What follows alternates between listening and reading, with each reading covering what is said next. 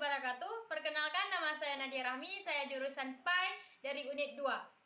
Video ini adalah tugas final saya MK Filsafat Ilmu dengan Ibu Dr. Wahyu Hafidah.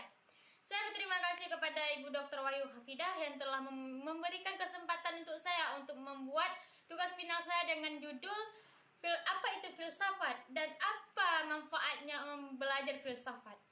Baik, kita akan mendengarkan penjelasannya dari video selanjutnya. Pernah ngebayangin nggak apa jadinya dunia kalau simbol ini nggak ada? Mungkin semua kemajuan ini nggak bakal pernah ada. Dan yang lebih parah, kita mungkin masih akan terjebak hidup di hutan tanpa kemajuan. Semua cuma dari satu simbol ini, satu simbol penting yang mampu melahirkan ilmu yang kita kenal sekarang, yang mengantarkan kita manusia. Nasibnya begitu, berbeda dengan spesies-spesies lain yang pernah hidup sebelumnya. Di saat kita semua sibuk dengan ilmu yang ada sekarang, hanya sedikit dari kita yang belajar dan menguasai simbol pentingnya. Oleh karena itu, siap-siaplah kita akan berangkat dalam petualangan ke tempat dari mana ilmu pengetahuan itu berasal. Sebuah ilmu yang menjadi induk dari semua pelajaran yang ada di sekolah kita sekarang. Ini dia filsafat.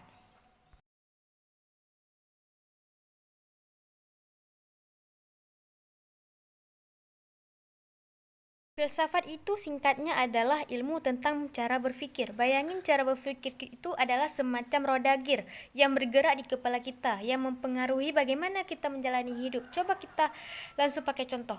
Coba kalian baca ini.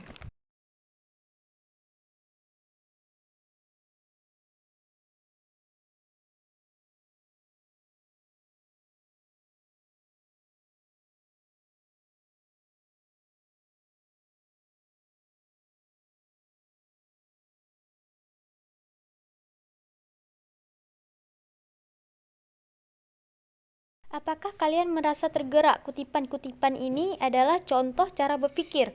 Cara berpikir bisa senyata itu. Ia lebih mempengaruhi dan mengubah hidup kita. Nah, filsafat itu intinya adalah ilmu yang membantu kita membuka lebih banyak lagi cara berpikir dalam hidup kita. Umumnya, dalam hidup filsafat, kita pelajari cara-cara berpikir ini dari filsuf, pemikir, dan ilmuwan hebat dari seluruh zaman dan seluruh dunia. Tapi, kita juga bisa belajar filsafat dengan cara menjawab pertanyaan-pertanyaan besar tentang hidup dan dunia.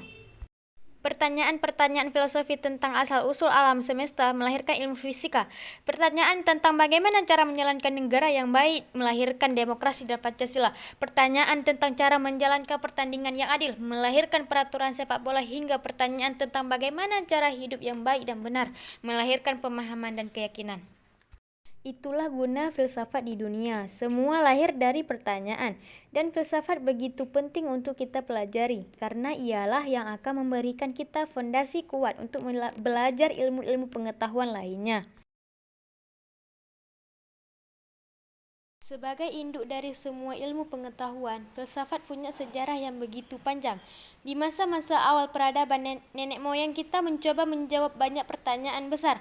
Dari sana banyak cara berpikir lahir yang kemudian disebarkan dalam bentuk kepercayaan dan pengetahuan. Tapi baru di zaman Yunani kuno, makhluk filsuf hebat seperti Socrates, Plato, dan Aristoteles lahir. Mereka melahirkan begitu banyak cara berpikir dalam berbagai macam bidang yang kemudian cara berpikir mereka menjadi inspirasi lahirnya dasar-dasar ilmu pengetahuan lain. Di abad pertengahan, filsafat dan agama mulai banyak beririsan karena kentalnya sistem kerajaan dan ajaran agama di masa itu. Filsafat digunakan untuk studi agama seperti membuktikan keberadaan Tuhan. Tapi perubahan besar lalu terjadi. Dunia masuk masa Renaissance. Masa di mana terjadi pergerakan masyarakat untuk mengingat diri kembali di bidang politik, budaya, hingga ilmu pengetahuan, yang kemudian menginspirasi pesatnya kemajuan masa setelahnya, mendorong terobosan cara berpikir di berbagai macam bidang, yang intinya hari ini pastikan ilmu-ilmu pengetahuan kita sekarang. Banyak anggapan belajar filsafat itu bikin kita jadi tidak beragama dan gila, padahal tidaklah begitu. Ada seorang ilmuwan cemerlang Indonesia bernama Al-Makin, dan dia adalah ahli filsafat. Tapi meskipun belajar filsafat saat kecil, ia justru besar di pesantren hingga ia besar ke madrasah. Di sana teks-teks kuno Arab hingga Yunani ia lahap masa sekolah. Hingga akhirnya itulah yang membuat ia jatuh cinta dengan filsafat yang selalu bertanya secara mendalam dan kritis. Kecintaannya pada filsafat membawa Al-Makin berkelana jauh hingga ke Kanada dan Jerman. Atas kehebatannya, ia pun diangkat menjadi guru besar, menyebarkan ilmunya hingga ke negara Jerman, Singapura, hingga Australia. Ia mengajarkan tentang filsafat keragaman dan pluralisme. Ia bilang filsafat bukanlah hanya ilmu mengawal-ngawal. Keragaman adalah sesuatu yang nyata dihadapi warga Indonesia, dan itulah yang dijadikan misi hidupnya, mengajarkan cara berpikir keragaman lewat bertanya dan berdiskusi, bukan dengan peluru. Ada alasan kenapa gelar tertinggi dalam pendidikan dinamakan PhD. Karena untuk mengingatkan pada dunia sepintar-pintarnya seseorang di suatu bidang, untuk ke sana ia pasti juga mempelajari filsafat sebagai pondasi ilmunya. Oleh karena itu, sekalipun filsafat jarang diajarkan di sekolah, bawalah semangat untuk terus berani bertanya. Beberapa orang mungkin akan jengkel dan bahkan memusuhi kalian. Tapi begitulah nasib para filsuf yang berani bertanya, dan pada akhirnya mereka pun menang dan orang kagum akan rasa ingin tahu mereka. Makanya jika kalian adalah orang-orang yang suka berani bertanya akan hal-hal besar dan mendalam, jangan takut untuk memulai mempelajari filsafat. Lalu bisa jadi profesi apa dengan filsafat di masa depan? Jika melihat sekarang contohnya, kalian bisa menjadi seperti para politikus hebat di Inggris dengan segala kemajuannya yang terkenal. Mereka mendalami jurusan filsafat.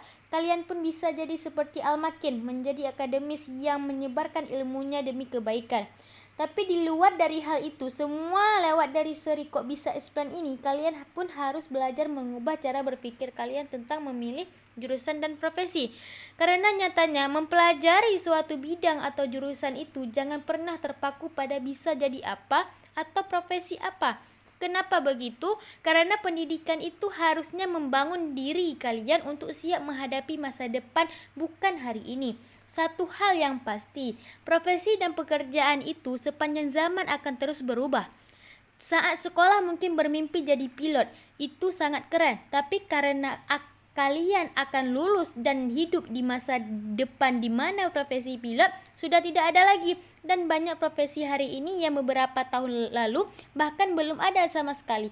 Makanya kebanyakan orang tua dan teman akan menyarankan kalian untuk memilih bidang ilmu yang profesinya jelas. Tapi ingat, itu untuk hari ini, bukan untuk masa depan.